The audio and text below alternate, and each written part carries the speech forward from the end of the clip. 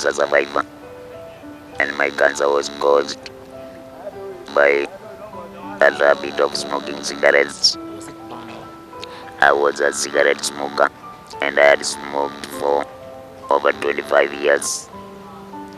I was also an alcohol drinker.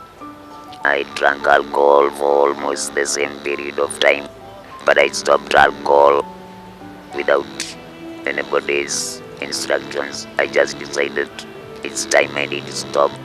But cigarettes, I stopped immediately. I was diagnosed because the doctor told me, if you continue smoking, start arranging for your funeral because you will not survive.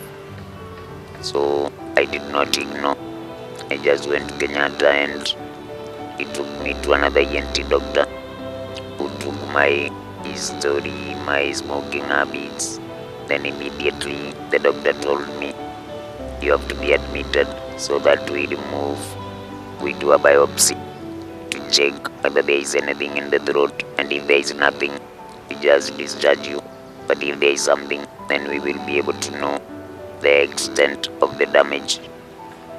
So after about a week, I went to theatre, and they did a biopsy, and after 7 days, the doctor came out with the results and told me that I am having larynx cancer, which was in the first stages. My voice after radiotherapy, it was just hoarse, and I could communicate normally. But now, after 7 years, my cancer recurred. And now that is when I went back to my doctor. She told me now this is a recurrence. We cannot treat it by radiation. And the voice has to be removed so that we get rid of all the cancer cells once and for all. That's when I planned with my family and traveled to India, where my voice box was removed.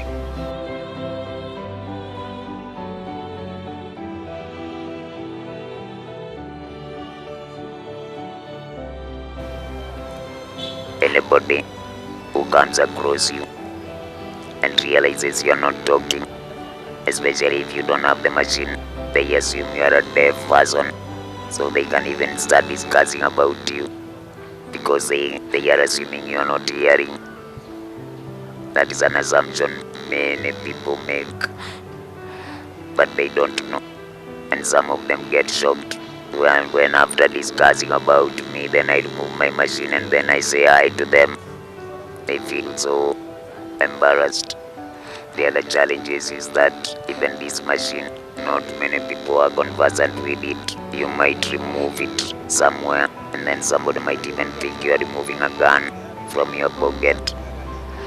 Some people look at you as a ghost because they have never seen somebody using a machine to talk. So the challenges are many. And unfortunately, after 4 months from India, my wife went to live with the Lord.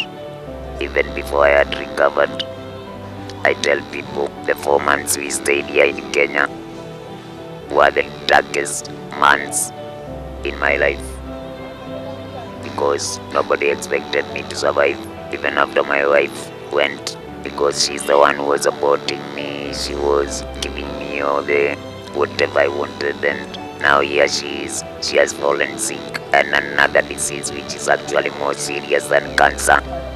The disease that killed my wife is actually more dangerous than cancer. So you can imagine what my family was going through. Is it you speaking? Yeah, this gadget, as I told you earlier, it comes from the US and Germany. And it is an expensive gadget because it costs over 100,000 shillings, and it uses a 9 voltage battery. It is just like your mobile phone. If it falls down, it's out. Wow, that book, I thought about it while still in India. While in the ward, I wrote a note to my wife because I could not talk. I told her, you've been very good to me since 2003. You have given me all the support a husband needs. And when I recover, I will write a book about my story and I will write about you.